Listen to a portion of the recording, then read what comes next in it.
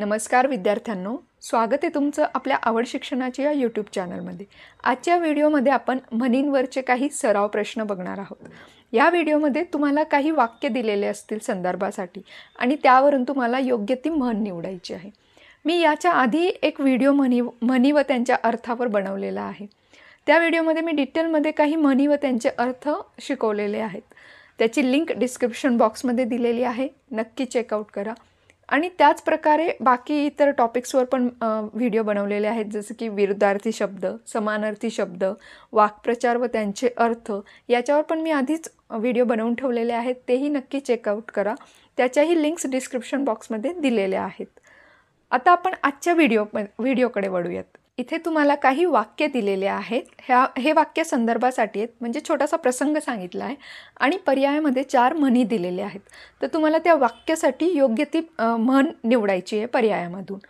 चला तर मग सराव प्रश्नांना सुरुवात करूयात। इथे आपला पहिला प्रश्न आहे, पहिलं वाक्य दिलेलं आहे, मी माझ्या मैत्रिणीला कामात पुष्कळ मदत केली, पण शेवटी तिने मला दोष दिलाच, म्हणतात ना रिकामी जागा। आणि याच्यासाठी 4 पर्याय दिलेले आहेत।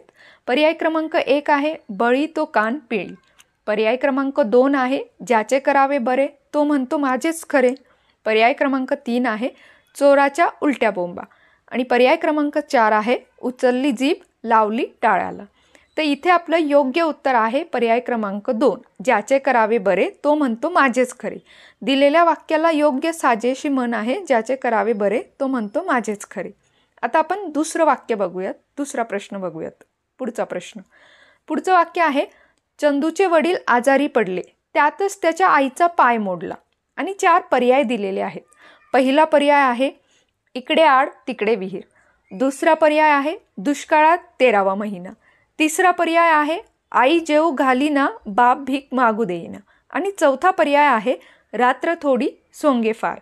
तर इथे आपल्या वाक्याला जुळणारी म्हण आहे पर्याय क्रमांक 2, दुष्काळात 13वा महिना। म्हणजे पर्याय क्रमांक 2 हे इथे आपलं उत्तर आहे। आता आपण पुढचा प्रश्न बघूयात। पुढचं वाक्य आहे, केवळ 1 दिवसात ही इतकी कामे तो कशी करणार, हे त्यालाच माहीत। पर्याय 4 दिलेले आहेत। पर्याय क्रमांक 1 आहे, एक ना धड भाराभर चिंध्या।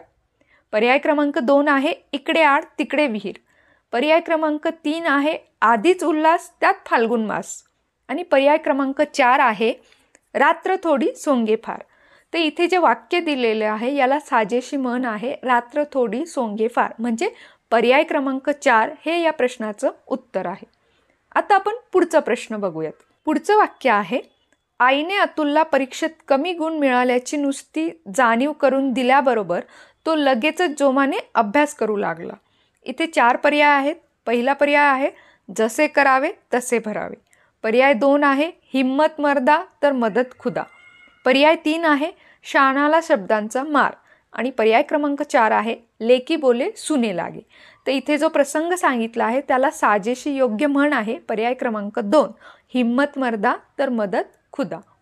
आता आपण पुढचा प्रश्न बघूयात, पुढचं वाक्य बघूयात। ते म्हणजे, माझ्या एका मित्राला मी एकदा काव्य गायनासाठी नेले, तो सारखा डुलक्या घेत होता, मी मनात म्हटले रिकामी जागा। इथे 4 पर्याय दिलेले आहेत। सगळे मुसळ केरात, पर्याय क्रमांक 1। पर्याय क्रमांक 2 आहे, पालथ्या घागरीवर पाणी। पर्याय क्रमांक 3 आहे, गाढवाला गुळाची चव काय। आणि पर्याय क्रमांक 4 आहे, पिकते तेथे विकत नाही। तर इथे जे वाक्य दिलेलं आहे याला साजेशी म्हण आहे पर्याय क्रमांक 2, पालथ्या घागरीवर पाणी। तुम्ही एखाद्या व्यक्तीला कितीही सांगा, त्याला जर ते ऐकायचं नसेल, ते व्यक्ती ऐकतच नाही। या प्रश्नाचं योग्य उत्तर आहे पर्याय क्रमांक 2। आता आपण पुढचा प्रश्न बघूयात। पुढचा प्रश्न आहे, खाली म्हणीचा अर्थ दिला असून योग्य म्हण पर्यायातून शोधा। म्हणीचा अर्थ आहे, कष्ट फार लाभ कमी। म्हणजे इथे अर्थ सांगितलाय ना, आपल्याला याच्यावरून म्हण शोधायची। 4 पर्याय आहेत। पर्याय क्रमांक 1, डोंगर पोखरून उंदीर काढणे। पर्याय क्रमांक 2, दोघांचे भांडण तिसऱ्याचा लाभ। पर्याय क्रमांक 3, गर्वाचे घर खाली। पर्याय क्रमांक 4, पळसाला पाने 3च। तर इथे कष्ट फार लाभ कमी याची योग्य म्हण आहे, डोंगर पोखरून उंदीर काढणे। आता आपण पुढचा आणि शेवटचा प्रश्न बघूयात। तो आहे, म्हणीशी संबंधित अर्थाचा योग्य पर्याय शोधा म्हणजे इथे तुम्हाला म्हण दिलेली आहे आणि त्याचा योग्य अर्थ पर्यायामधनं शोधायचा आहे.